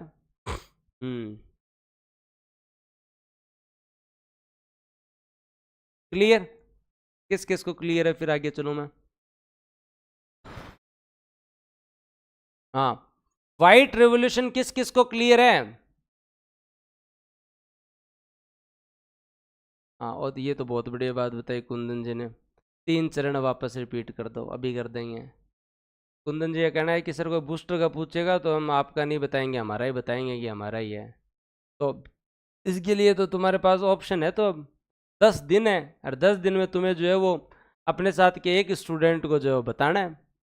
तो अब देखते हैं, तुम्हारे पास 1 जून से जो बैच स्टार्ट हो रहा है उसके बारे में बताना है। पहले तो तुम लोगों ने इतना कुछ बताया नहीं, लेकिन अभी मैं तुम लोगों को 10 दिन पहले बता रहा हूँ, तो अब देखते हैं तो कि तुम कितना बताते हो, ठीक है। और इस बार तुम्हें पूरी फैकल्टी के साथ बढ़िया एक पोस्टर बना के मैं भिजवा दूंगा, अब उसके बाद में देखते हैं कि तुम कितना बताते हो, ठीक है। और जो बार बार एक जो है तुम में से बहुत सारे स्टूडेंट ने कहा था कि सर बताएं तो सही, लेकिन बहुत सारे कहते हैं कि केवल प्री का बैच बताओ, तो इस बार जो है वो बूस्टर अकेडमी का प्री का दूसरा बैच आ रहा है। एक पहले आया था 13 जुलाई 2023 के अंदर, अब जो है वो एक आ रहा है, तो देखते हैं कि कितना बताते हो तुम। अब वापस या हाँ स्टेटस लगा दो, देखो मैं स्टेटस का ताक लगाओ थे। चलो अब आगे बात करा कि जो है वो क्या याद रखना था ने कि 1965 में नेशनल डेयरी डेवलपमेंट बोर्ड की स्थापना होती है और डेयरी डेवलपमेंट बोर्ड की जो है वो दोस्तों द्वारा जो है वो ऑपरेशन फ्लड स्टार्ट किया जाता है। ऑपरेशन फ्लड को हम लोग जो है श्वेत क्रांति कहते हैं। फर्स्ट फेज जो है वो 1970 से लेकर 81 तक था, जिसमें महानगरों पे फोकस किया। सेकंड फेज में बड़े राज्य जो 1981 से 85 तक हमने वहां दूध उत्पादन पे ध्यान दिया। थर्ड फेज जो था वो आपके 85 से लेकर 2000 तक का, जिसमें सभी राज्यों के अंदर हमने फोकस किया। बस अब बताओ, अब कोई डाउट है क्या? कौन ही डाउट है? चालू आगे।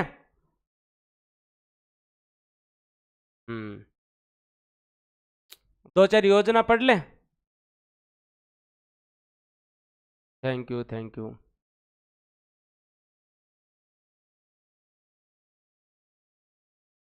ठीक है, अब दो तीन योजना पढ़ाता हूं तुम्हें। राजस्थान की भी यही पढ़ा दूंगा हैं?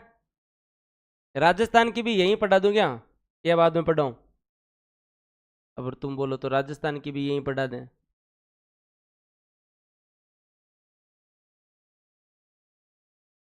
राजस्थान की तो यहाँ क्या पढ़ा दूं? राजस्थान की तो राजस्थान में पढ़ाऊंगा, बस नाम बता दूंगा तुम्हें। कल को कोई पूछ ले कि डेयरी की 5-4 योजना तो बताओ, तो उसके अंदर जो अपन लोग देख लेंगे ना।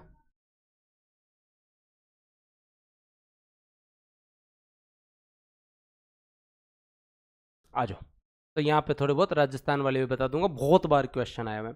तो अब हम दो तीन योजना जो है वो योजनाओं के बारे में बात करते हैं।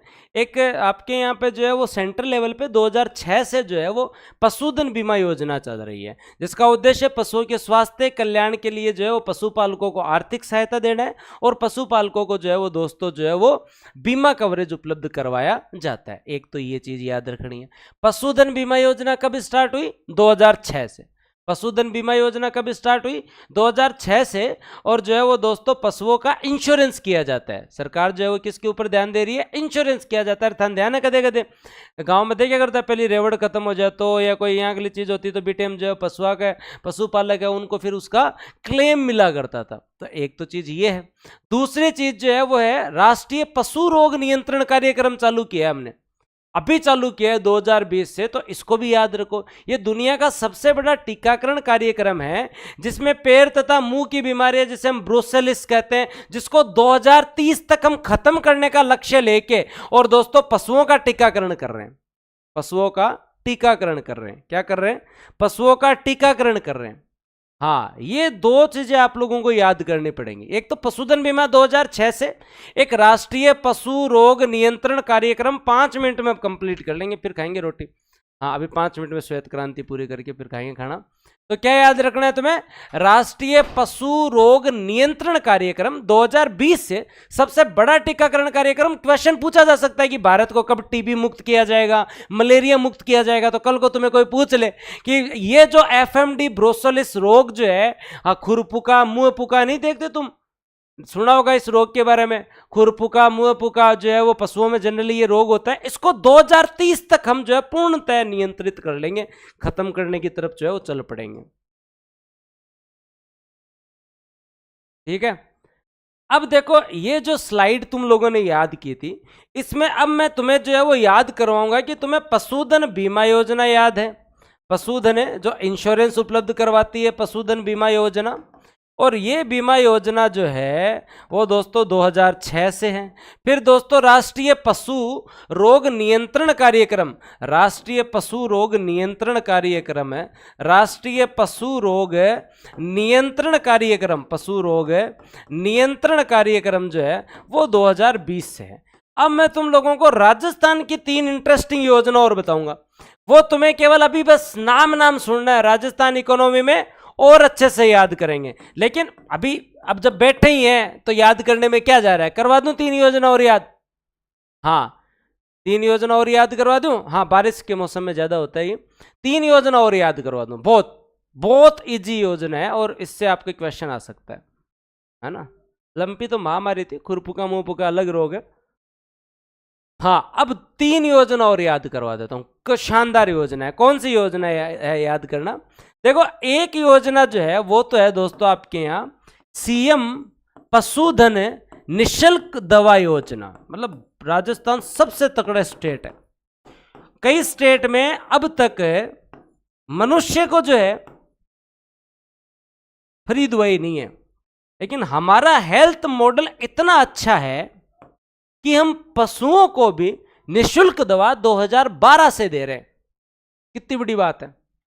मतलब भारत में आज भी अगर हेल्थ मॉडल की बात करें तो राजस्थान को जो है वो बेस्ट कहा जाता है कि राजस्थान में 2011 से लोगों को निशुल्क दवा मिल रही है।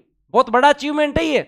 नहीं, ये गरीब व्यक्ति को हॉस्पिटल का डर लगता था, शहर का डर लगता था। राजस्थान का हेल्थ मॉडल ऐसा है कि आज स्वास्थ्य के प्रति लोगों में जागरूकता तो है जो है, लेकिन गांव का आदमी रोग लिए नहीं बैठा रहता। वो तैयार है कि हाँ मेरा निःशुल्क दवा योजना चले, मैं दिखा रहा हूँ, दवाई फ्री ले और जो है जांच फ्री करवा रहा हूँ, एकदम जो है वो बढ़िया हो चुं, तंदुरुस्त हो चुं। तो कितनी बड़ी बात है।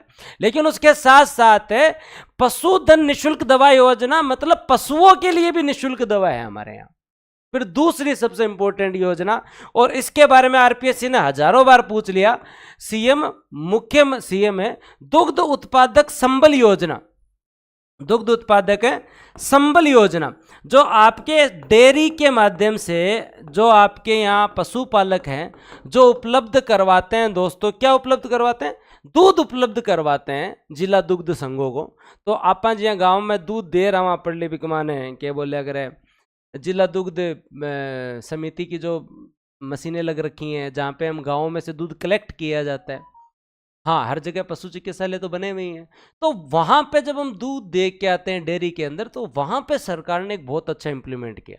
2019 में ये योजना आई, सरकार ने प्रति लीटर कितने रुपए बोनस दिया? पहले तो 2 रुपए दिया, आज सरकार ने जो है 5 रुपए बोनस दे रखा है। 5 रुपए बोनस, कितनी बड़ी बात है। 5 रुपए बोनस है, बताओ, क्योंकि सरकार ने कहा जायज बात है यार। हाँ पहले तो 2 रुपए दिए थे, 5 रुपए लीटर का बोनस है ये। 5 रुपए लीटर का बोनस, कितनी बड़ी बात है ये भी अपने आप में बहुत बड़ी बात है और जायज भी है। गलत क्या है भाई, गलत क्या है? हाँ तो भाई जो है वो 5 रुपए एक्स्ट्रा बोनस दिया ताकि लोग पशुपालन को बढ़ावा देवें।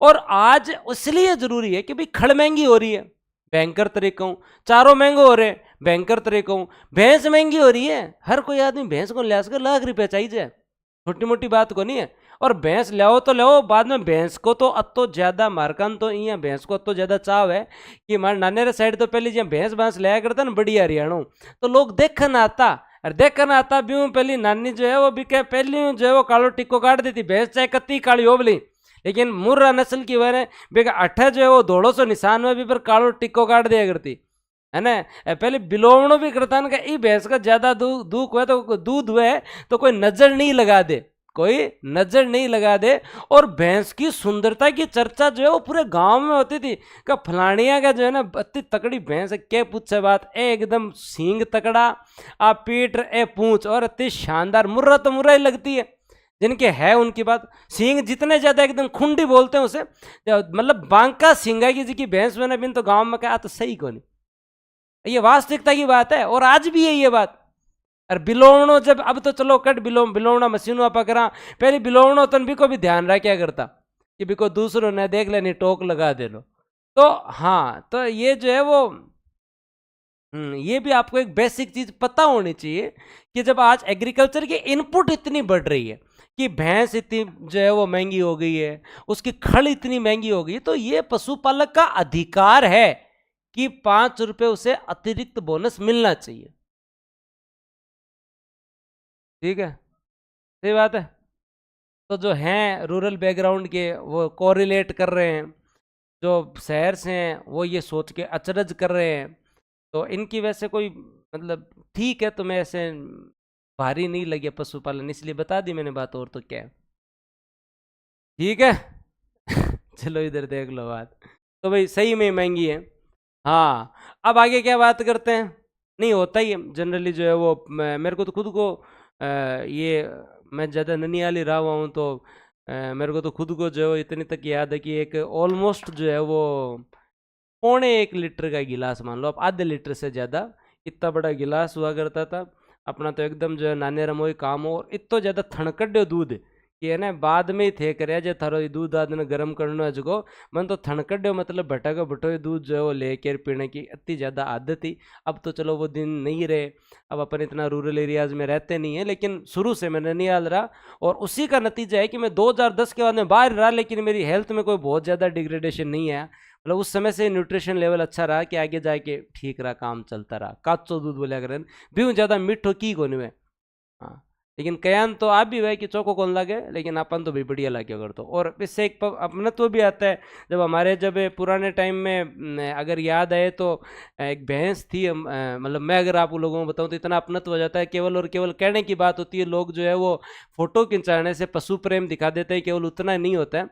तो हमारे भैंस जो थी वो दूध देना बंद कर दिया था, लेकिन उस जमाने में जो है वो फिर बाद में बेच दिया करते थे। लेकिन इतना लगाव था कि मतलब हम लोगों ने हट किया कि नहीं इसको नहीं बेचेंगे, दूध नहीं देवे तो भी कोई बात नहीं, लेकिन इससे इतना लगाव है कि इसको रखेंगे, है ना। तो अगर काल ना कोई मतलब लेनियो भी आ जाए तो मैं जगह टाबर आज कई चीज को विरोध कराया करता ना, ये भैंस ना कौन बेचा भाई की हो जाए बोले। तो उसके बाद में एक योजना आती है, और वो योजना कौन सी है? सीएम कामधेनु पशु बीमा योजना। सीएम कामधेनु पशु बीमा योजना, सीएम कामधेनु पशु बीमा योजना। ये बीमा योजना स्टार्ट होती है 2023 में। ये भी अभी का प्योर करंट अफेयर है। और ये बीमा योजना जो है इसके अंदर प्रति पशु, याद रख लेना, प्रति पशु जो है वो 40,000 रुपए का बीमा मिलता है। 40,000 रुपए का जो है वो बीमा मिलता है। 2 पशुओं का बीमा जो है वो एक परिवार करवा सकता है। ये 3 योजना और याद करनी, याद रह जाएगा। कहां से? भीलवाड़ा के गुलाबपुरा से स्टार्ट हुई थी। भीलवाड़ा के गुलाबपुरा से स्टार्ट हुई थी। मैंने आप लोगों को जो है वो याद करवाया है, क्या याद करवाया? 2 क्रांति याद करवाई। अब अगर कोई गलत कर देना तो अच्छी बात नहीं रहेगी। क्या क्या याद करना है बेटा जी आप लोगों को? कि 1965 में dairy development board operation flood 3 phase, Verghese Kurien इसके जो है वो क्या थे? अध्यक्ष थे। उन्हें father of the white revolution कहा जाता है। पशुधन बीमा योजना 2006 में स्टार्ट होती है। पशु रोग नियंत्रण कार्यक्रम 2020 में स्टार्ट होता है।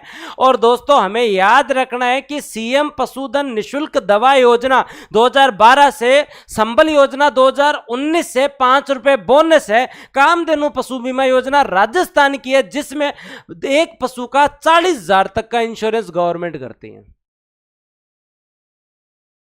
याद रह जाएगा श्योर। अब 2 डाटा और करके फिर बाद में मैं आपको कंप्लीट कवर करवा दूंगा। 2 डाटा आप मेरे साथ साथ और याद कर लो। और वो क्या याद रखना है आप लोगों को? बस 2-3 डाटा और याद रखना है, उसके बाद में टॉपिक कंप्लीट है। क्या याद रखना है? डेयरी जो है वो हमारे यहाँ जीडीपी में 5% का योगदान रखती है। डेयरी जो है वो जीडीपी में कितना? 5% का योगदान देने वाला सबसे बड़ा कृषि का क्षेत्र है ये, याद रख लेना। 8 करोड़ लोग जो है वो आज इससे जुड़े हुए हैं।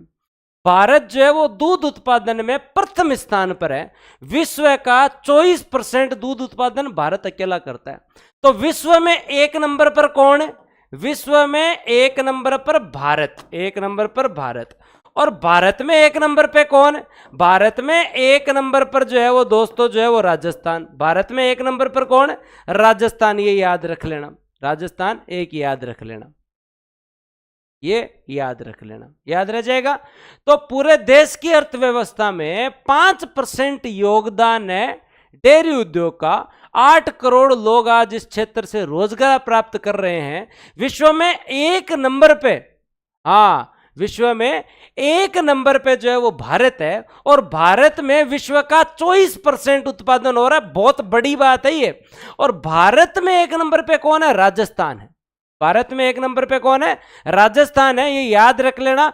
5% की ग्रोथ रेट से ये क्षेत्र चल रहा है। प्रति व्यक्ति अगर दुग्ध उपलब्धता देखो, एक आदमी का कतो दूध पानती है तो आपने मोटा मोटी 500 ग्राम पानती है एक आदमी का, 444 ग्राम। पंजाब में सबसे ज़्यादा जो है वो दुग्ध उपलब्धता है कि पंजाब के पर पर्सन को अगर हम लोग दूध के हिसाब से देखें तो सबसे ज़्यादा दूध की उपलब्धता वहीं है। लेकिन सबसे ज़्यादा उत्पादन अगर कोई कर रहा है तो वो सबसे ज्यादा उत्पादन कौन कर रहा है? राजस्थान कर रहा है। विश्व में सबसे ज्यादा कौन कर रहा है? भारत कर रहा है। और विश्व का लगभग कितना परसेंट कर रहा है? भारत 24% कर रहा है। देश की अर्थव्यवस्था में जो है वो डेयरी का कितना योगदान है? 5% है। 8 करोड़ लोग रोजगार के लिए जुड़े हुए। डन। और राजस्थान यूपी इन दोनों में कंपटीशन चलता रहता है। लास्ट इको सर्वे आपका ये बोलता है, नेक्स्ट इको सर्वे में जो आएगा उसको देखेंगे हम, ठीक है। और अभी तक के जो डाटा है, इको सर्वे टू इको सर्वे चलो, नहीं तो हर महीने के डाटा भी आते रहते हैं। अच्छा, एग्रीकल्चर के एस्टिमेट भी आता रहता है और प्रोडक्शन भी आता रहता है। इको सर्वे टू इको सर्वे चलो, 23 का इको सर्वे ये बोलता है, आपके एग्जाम से पहले 24 का जाएगा तो 24 का ये बोलता है। पर इन डाटा से सबसे ज्यादा इंपॉर्टेंट अगर कुछ है तो वो ये बात है कि आप लोगों को ये चीज समझ में आनी चाहिए। ये तो चलो ठीक है, देश की जीडीपी में 5% योगदान है, 5% की ग्रोथ रेट से ये क्षेत्र बढ़ रहा है।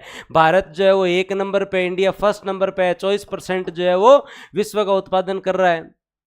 हाँ, ये सारी बातें जायज है। लेकिन Verghese Kurien 1965 dairy development board, operation flood, ये आपके जो फेज, ये 2 योजना, 3 योजना, ये 3 योजना ये। और उसके बाद में हमने जब बात की थी तो दोस्तों आप लोगों की याद क्या किया था? आप लोगों के साथ मिलकर हम लोगों ने जो है वो याद किया था कि क्या कि 7th 5 ईयर प्लान से जो है वो आपके यहाँ हीरालाल चौधरी, कृष्ण अरुणन ने स्टार्ट किया था, मंत्रालय बन गया। जीडीपी में 1%, कृषि का जो है वो दोस्तों लगभग 6.25, ग्रोथ रेट 7% है। थर्ड मत्स्य उत्पादक देश है, विश्व का जो है वो 7% उत्पादन यहाँ होता है। हाँ, बोनस वाली योजना को मतलब है अक्षिता जी, अब किसी के जो जो डाउट है उनके ऊपर चलते हैं, क्योंकि डेली मेरे नाराज हो जाए, 5 मिनट बाद में खा लिया रोटी, कहीं जो है वो नाराज रहे हुए यहाँ कि गुरुजी जो है वो बताओ थे तो हमारे डाउट को जवाब कौन दे। तो अब मैं 5 मिनट केवल और केवल कहन तो बात करनी है जी, डाउट क्या कहे?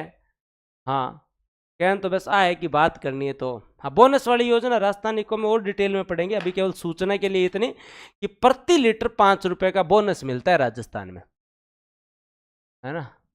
अब बताओ तुम लोग क्या बात करनी है तुम्हें, बाद में चले जाएं। आज कौन सा मैच है, क्या काम है अपने, बताओ। हाँ, जिस जिसको बात करनी है वो रुक सकता है, जिस जिसको जाना है बस ये सूचना लेके चलेंगे। प्री का अलग से बैच, अबे बैच, और mains, pre plus mains foundation का जो है वो 1 जून से दोनों बैच स्टार्ट हो रहे हैं। ठीक है सुनील, नोटेड। 1 मिनट रुक जाओ, नोट भी कर लेता हूँ मैं।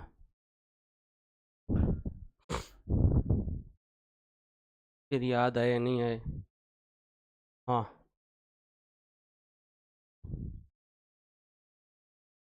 पूरी डेमोक्रेटिक कोचिंग है तुम्हारी, डेली क्लास ले लियो, डेली ले, एक एक रुको। विक्रम बैच की क्लास ले रहा हूँ, इसके अलावा क्या पढ़ना है? तो उसके अलावा आपको एक बार जो विक्रम बैच की क्लास ले रहे हो वो पढ़ते रहो, करंट अफेयर पढ़ते रहो, और ज़्यादा लोड लेने की जरूरत नहीं है एक बार, ठीक है। कल्चर की पीडीएफ सर को बोलता हूँ सुबह। क्या एक एक का डाउट लेने दो भाई। हो गई सर क्लास, खाना खा ले? हाँ खा लो भाई, मैं था रखड़ा थाली पकड़ रखी थे तो खास को देखता देखता भी। Yes sir, yes, daily class चलो हो जाएगी। और कल मैच देख शो गुरु जी? हाँ कल मैच देख शा, दिन में ले ले शा क्लास, शाम को जल्दी ले लें। आर्ट एंड कल्चर की क्लास नहीं हो रही है सर, एक बार उपलब्ध नहीं है, हेल्थ इश्यूज हो गया होगा, तो मैं बात करता हूँ, कल बात कर लें, मंडे से लग जाएगी, ठीक है। पीएसआई न्यू बैच, एक बार आरएस प्री बैच में आप पढ़ें, ज़्यादा बेटर है। सर आप संडे को भी क्लास ले लिया करो, एक बार मेंस वालों का सेकंड टाइप रिवीजन चल रहा है तो एक बार इसलिए नहीं हो रही है आपकी क्लास। जब मैं फ्री हो जाऊंगा तो फिर आपकी आपकी क्लासेस होंगी।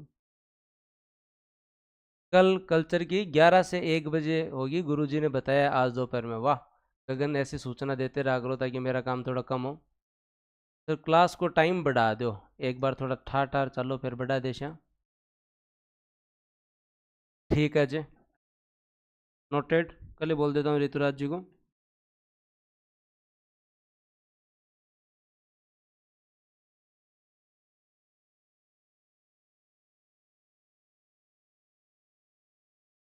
ठीक है,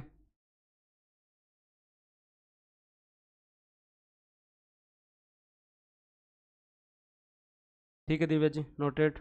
एक टॉपिक सब्जेक्ट को भी पूरा होता है, स्टार्ट करवा देंगे।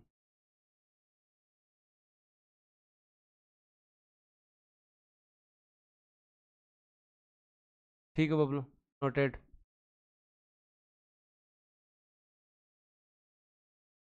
मैडम जी पढ़ाई, मैडम कौन पढ़ाता, मैं पढ़ा। ठीक है। नहीं, ये ऐसा पॉसिबल नहीं है। इंग्लिश में नोट्स, ठीक। एक महीने में जो जो सिलेबस आपका पूरा होगा उसका साथ के साथ इंग्लिश में नोट्स मिल जाएंगे। वैसे इंग्लिश के लिए है हिंदी मीडियम का बैच, लेकिन मैं पूरा प्रयास में लग रखा हूँ, 2 एक महीने में तो सारे ही तैयार हो जाएंगे। मेंस के टाइम तो सब होगा आपके पास। रिवीजन क्लास पहले नहीं होगी, ज्योग्राफी की क्लासेस पहले मीनाक्षी जी मैं कंप्लीट करवाऊंगा। ज्योग्राफी की लगभग 6-5 टॉपिक मेरे को करवाने हैं, वो मैं कवर करवाऊंगा। रिवीजन बाद में होगा, अभी पहले सिलेबस पे देखें। पूजा जी जब भी समय होगा उस समय भेज दिया जाएगा, अभी एक बार जो आप पढ़ते रहें, सर रिवीजन क्लासेस में आ जाएंगे। मनीषा जी का कहना है मैंने एक स्टूडेंट ऐड करवाया, आपका बहुत बहुत धन्यवाद। आशा करता हूँ कि इस महीने जो आप नए बैच में करते हुए बैच में एक और। हाँ, सर ने जो है वो डेडलाइन ले रखी है 1 तारीख की, तो 1 तारीख तक पूरा का पूरा जो है वो सर आपको जैसे जैसे ज्योग्राफी कवर करवा रहे हैं सुरेश सर, तो मैं बहुत अच्छा कवर करवा रहे हैं। जब मैं उनकी मेहनत देखता हूँ तो मुझे लगता है कि सबसे ज़्यादा मेहनत ही वही कर रहे हैं। हाँ किरण जी, 2 ही क्लास हुई। इकोनॉमिक्स के फर्स्ट चैप्टर के मिल गए, एग्रीकल्चर के कल मिल जाएंगे, प्रिंट निकलवा लेना, पढ़ते रहना, धीरे धीरे इको कंप्लीट होगी तब तक पूरे मिल जाएंगे। ठीक है, गुड नाइट। जाओ मैं। एमसीक्यू तभी स्टार्ट होंगे जब कंप्लीट पहले साइंस टेक पूरी हो जाएगी। एमसीक्यू स्टार्ट कर दें, सिलेबस पूरा नहीं हो, फिर वैकेंसी आ जाए तो तुम हमारा जो है वो जीना आराम कर दो कि सिलेबस होए कौन। वापस हो जाएगी बबलू। हाँ, अप्रैल की नेशनल और इंटरनेशनल होने के बाद ही करंट अफेयर साथ ही आती है, पूरी पीडीएफ तो साथ ही आएगी। हाँ जरूर चाणक्य जी। हिस्ट्री में प्रॉब्लम आ रही है, एक बार थोड़ा रिवीजन करें, फिर भी इशू आए तो मैं और बात करूंगा आपसे। ठीक है, जाऊँ क्या मैं? Seat, all teachers are very good, thank you sir. Reasoning की टाइम इंक्रीज करवाएं, हाँ। कितना टाइम अभी सर रीजनिंग में ले रहे हैं, 1 घंटा?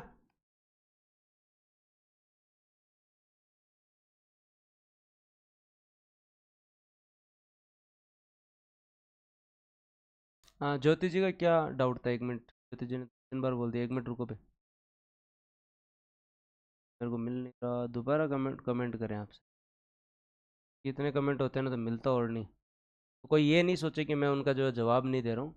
मतलब ये मेंस की टेस्ट सीरीज जो है उसके लिए फीस जो है वो 7499 है, जिसमें प्री की टेस्ट सीरीज आपकी जो है वो फ्री है। और आपके लिए एक कोड बना के मैं दूंगा, आपको एक अदर डिस्काउंट और मिल जाएगा जो बूस्टर के स्टूडेंट हैं उनके लिए, जिसमें प्री के 27 टेस्ट, मेंस के 24 टेस्ट हो जाएंगे।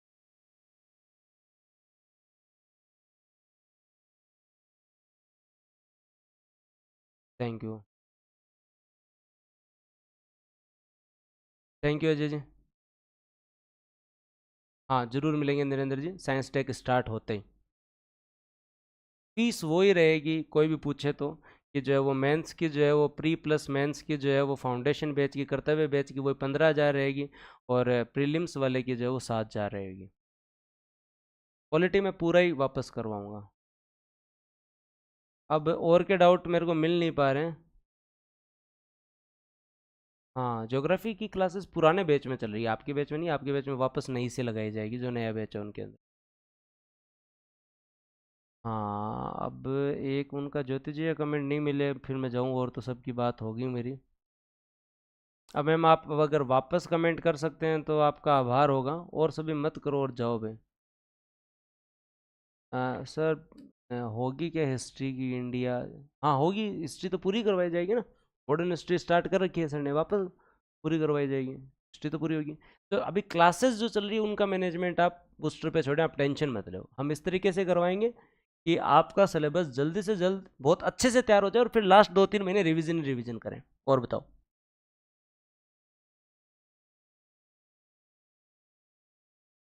जाऊँ मैं? Thank you. जय हिंद, राम राम। रोटे खा लूँ मैं, काल मिला। ठीक है, तो अपने साथ वालों को जरूर टाइम निकाल के आप लोग बताएं कर्तव्य बैच और अभय बैच के बारे में। जय हिंद, राम।